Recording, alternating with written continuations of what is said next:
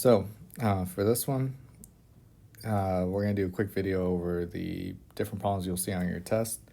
So first thing you got to do is annotate, know what you're looking for. So it's asking for what is the slope of the line that passes through the points, -5, 6, and 10, -6. So you want to go ahead and put an M above the slope. You want to label your points x1, y1, x2, y2. Now that you have your points, you want to use your formula.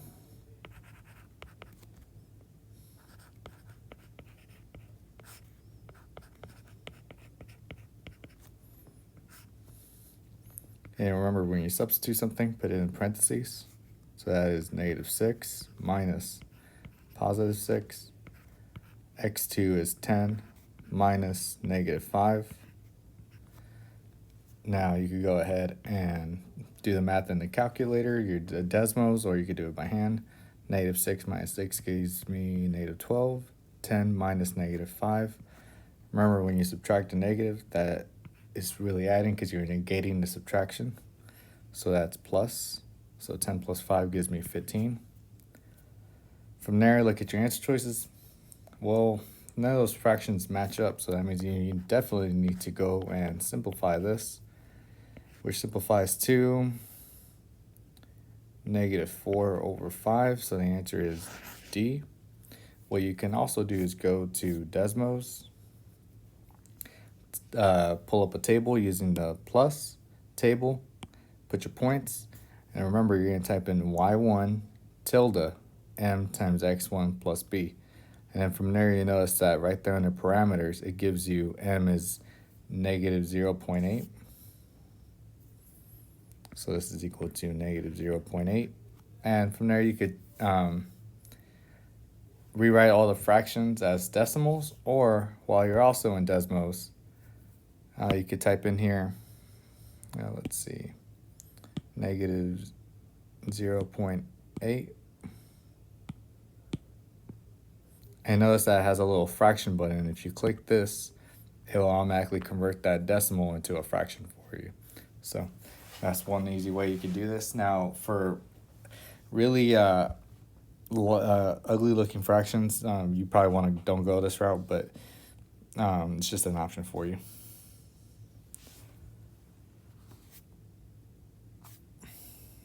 All right, now we're into the regression problem. So for this one, you definitely need to put it into Desmos. And now one of the key things one of the giveaways that will tell you that you need to do Desmos is basically when you look at the question, it's asking how many students will be enrolled in the year 2010. And definitely when you look at the table and look at the y values, these are all increasing by 5 all the way down. But here this goes +6, +2, +6, +9. So that means the rate isn't the same. So that means you were dealing with a scatter plot. So from here, you just want to go ahead and put most of those into, you want to put all of them into Desmos. So I'm going to go back to Desmos and I'm going to change these numbers. So I think the first one was 1980. Delete 1985.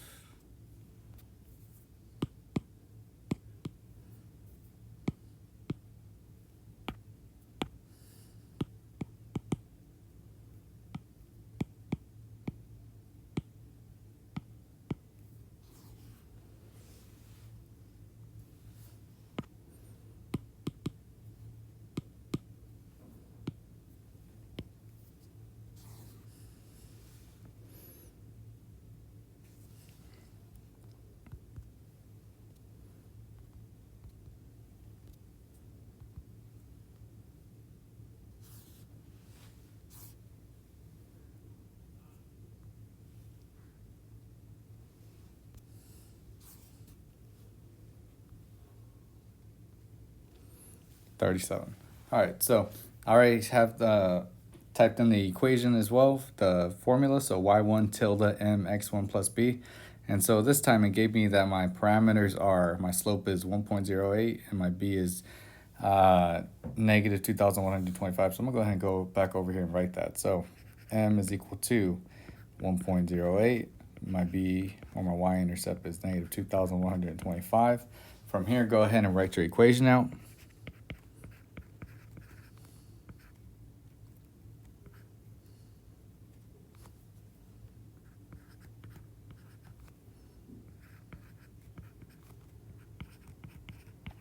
So now that I have my equation written according to this problem, saying it wants me to know what will happen in the year 2010.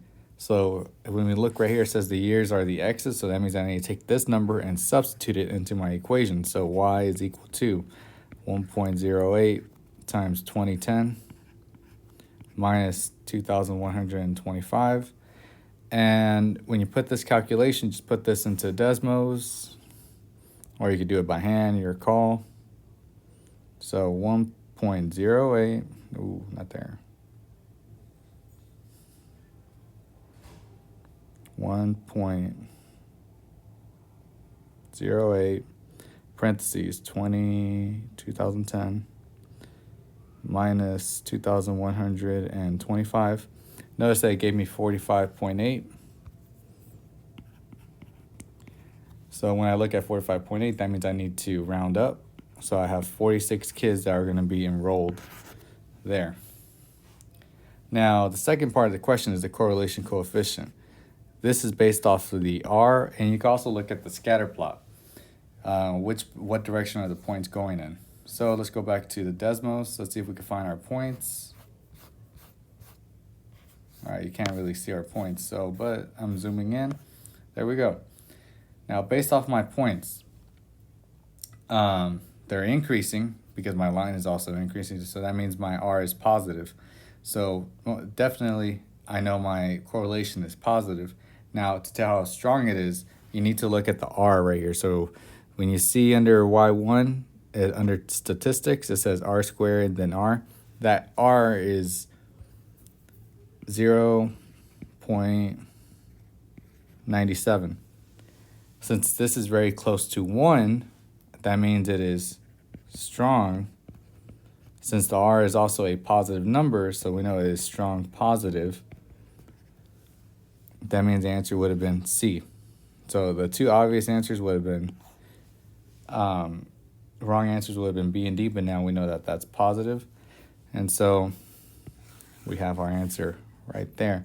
Now, if you want to scale, 1 is going to be perfect correlation. That means it makes a perfectly straight line.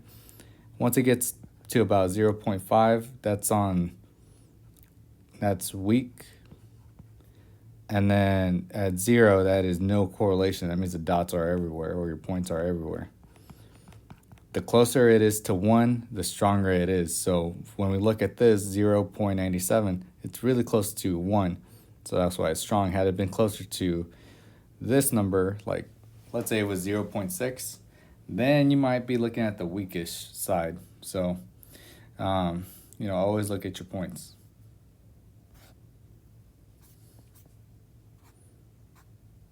All right, next type of problem. It's going to be basically a reading problem. I'm going to go ahead and highlight everything.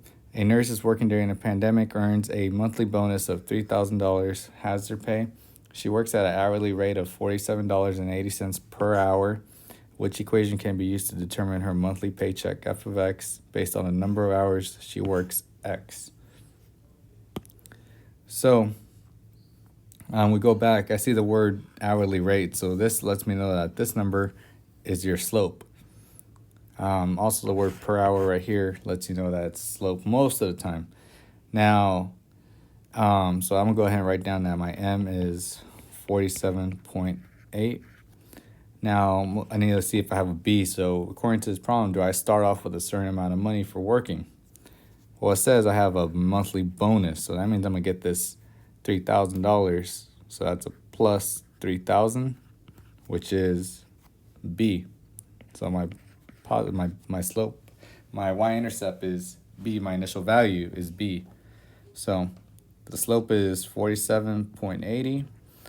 My initial value is 3,000. Now my variables are monthly paycheck and hours for X. So when I write my equation in slope-intercept form, I have Y equals 47.8 X plus 3,000. So the answer was that. Now, one that's obviously wrong is B, because it says the slope is 3,000. I wish I would be making $3,000 per hour, but most of us aren't like that. Here it says that minus 47.80. So that one, you're actually losing money when you're working. So that doesn't really make sense. This one looks a little weird. If you weren't paying attention and you combine the two numbers, you ask yourself, are you really going to be making $3,047.80 per hour? I wish. All right, here we go. Next one. Domain and range. So go ahead and highlight everything here. Your car is leaking oil from the engine oil from the motor at a rate of 2 ounces per hour. Your engine can hold 128 ounces. The function Y equals 120 minus 2X represents the amount of engine oil left after X hours. What is the range? So first thing I need to do, when I see the word range, I'm going to go ahead and put a Y there. Because I know there's a Y there, I know one answer is possibly wrong for sure. And that is A, because that has an X. That X right there lets you know that's wrong. Now, if you want to stretch it a bit, notice that the problem gives you those numbers, 0 and 64. I see a 0 and a 64 right there as well. So I can almost assume that this one will also be wrong. So now I'm stuck with two answers, though. They look very close. They both have 0 and 128, 0 and 128. So now I need to think about this. And now there's going to be a huge thing that you need to remember. You got to ask yourself, is this measurable, which means continuous, or is this countable, or is also known as discrete? That is the real word. So measurable or countable. So I'm not sure how many of y'all have ever seen oil leaking from your car, or something, water leaking at a decent rate, steadily. Can you count every drop that comes out of a fluid coming out of a leaking place? Like, your milk is leaking. Can you count every drop, every little bitty drop, microscopic drop? Can you count all that? I can't really think so. But what you can do is take, that whatever is leaking, put like a measuring cup underneath it and then catch how much it's leaking every single time. So you can measure that for sure. So a leak, I would say that you can measure. Since you can measure this, these two are the answers for measuring, for measurable. These two answers are for countable and for countable problems. And since this problem is leaking, that means it's going to slowly lose ounces every so often. And so if you want to make a table, this table will honestly look something like this. We have hours, and then we have ounces, or fluid ounces. So at 0 hours, we have 128. I'm going to skip a space. That means I lose 2 ounces. I'm at 126. I'm going to skip some more space, and that means I'm going to lose 124. But the thing is, it's leaking over time. Imagine instead, within that hour, it's 30 seconds. So, I don't know, let's say maybe 0.5 an hour. That means you lost 127 ounces. You got to imagine that this is steadily flowing. Since it's steadily flowing, it's measurable. And that means it's going to be every number between 0 and 126, between 126 and 124, all the way down to when the engine's completely dry, which will be 0, which makes B the answer. Now, this is, again, the two things you need to remember. If you see inequalities, that means it's going to be for something that's measurable. If you see brackets, that's going to be for countable. So ask yourself, can I measure this or can I count this? That's going to be your way to tell the difference between these answers. And again, inequalities, measurable, brackets, countable. All right, so by this one, you should definitely know this by now, but which ordered pair best represents the y-intercept? So where does the line, the black line, cross the y-axis? So I'm gonna label my axis just to be safe. That means my line crosses right here on the y, and I'm gonna use green for the x. So this is the y-intercept, and what you should do is always label the point. So if you notice, my y or my x first is 0, so I need to put a 0 there. My y is -6. Cool. All right, now this one's a little bit more harder to tell, but this is the x-intercept. What you also need to remember for that is this is also known as the 0, and the coordinate for this one is 1.5 because that's on the x, and then the y value is actually 0. The problem is asking for the y-intercept, which is this right here. So my answer was A.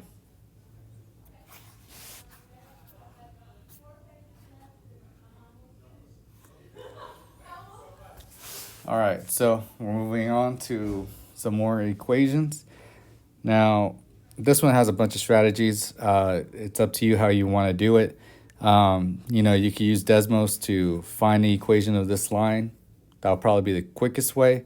I'm going to do it the long way just to be safe. So step 1, determine the slope of the line.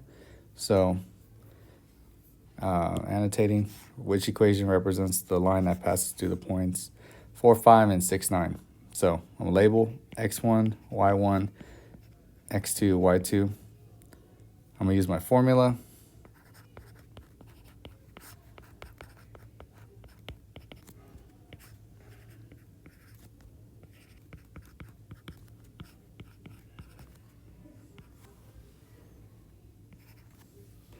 So I need to put parentheses on all these.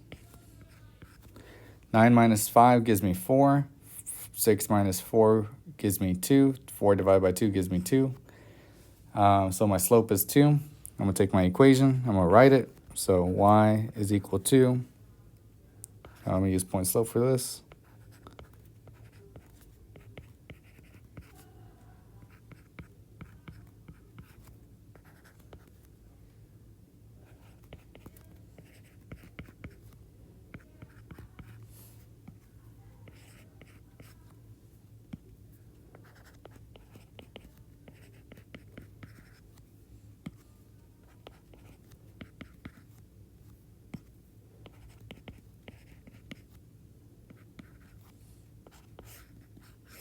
All right, so that's my equation of that line.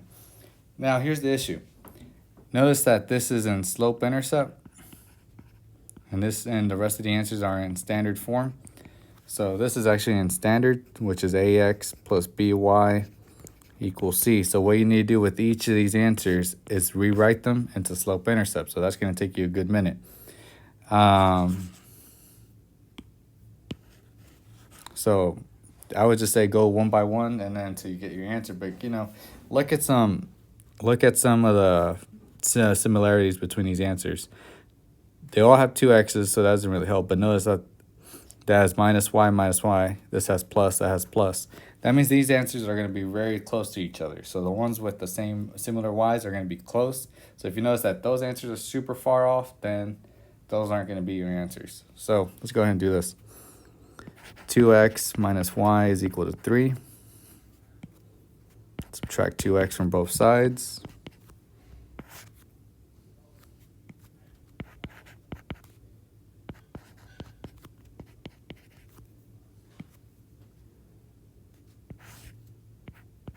Divide everything by -1 because there's technically a -1 there. If there's not a number in front of the y, there's always a 1 there. So that gives me y is equal to positive 2x minus 3. Right off the bat, that matches. So I already know that that's my answer. But I'm going to do one more just to show you that this is, it could be, it could go the other way. So 2x plus y is equal to 3. Minus 2x minus 2x. y is equal to negative 2x plus 3. Notice that the positive y is already by itself, so I don't need to divide by 1. So this one says negative 2. That means it's positive 2, so I know B is wrong. But also, like I said, if you notice that the y's are similar, that means that D is also wrong. But now, I mean, that's your call. So this is letter B. This is letter A. I'm going to go ahead and work out C so you can see what I mean. 2x minus y is equal to negative 3.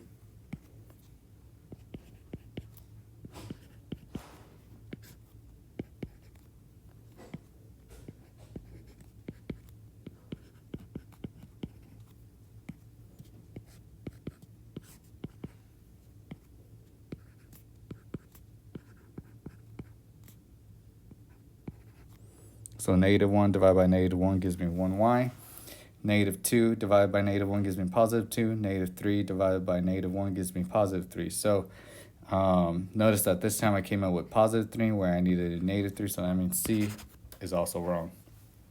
So that means at some point you might need to work out 3 answers if you're not comfortable with this. But I'm going to go back and highlight how I divided on each one. Okay. So this is probably one of the tougher problems, but it makes it easier if you graph them in Desmos to see the answers. So like when you once you solve it, graph that. I mean, that's clearly the answer, but I mean, if you want to check your work, graph this in there and see if it matches.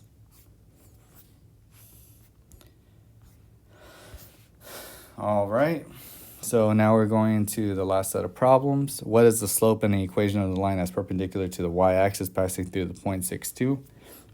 All right, so for these basically are telling you a set of directions. It's asking for the slope, the equation of the line that's perpendicular to the y and passing through the point 6,2. So I'm going to draw my graph first. I'm going to plot my point 6,2. So I'm going to just sketch it. It doesn't have to be perfect. But if you look at it, that will be in quadrant 1. So the point is going to look something like that. So this is 6, 2. Now I'm going to use the red line to draw my new line. So I need a line that's perpendicular. So that means perpendicular, you should draw a little T-chart or like upside down T, which means that it's crossing the y-axis. This is crossing the y-axis, so it's crossing. So I got my point. It needs to cross the y-axis, so that means my line is going to look something like that.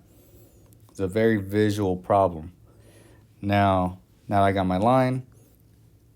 I already know that it's a horizontal line. Horizontal gives me a 0 slope. So here the slope is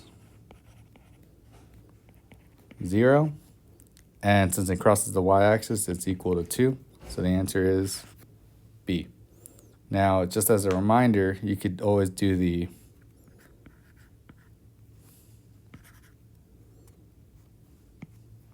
what's called Hoy-Vux, which means horizontal 0, y equals. So if it's a horizontal line, the slope is going to be 0. Your equation is going to be y equals whatever that number is. For vertical, so Vux, vertical, the slope is going to be undefined, and it's going to be x equals. And just as a refresher, lines that have the same direction or same slope are parallel. Lines that cross at a 90-degree angle are going to be perpendicular.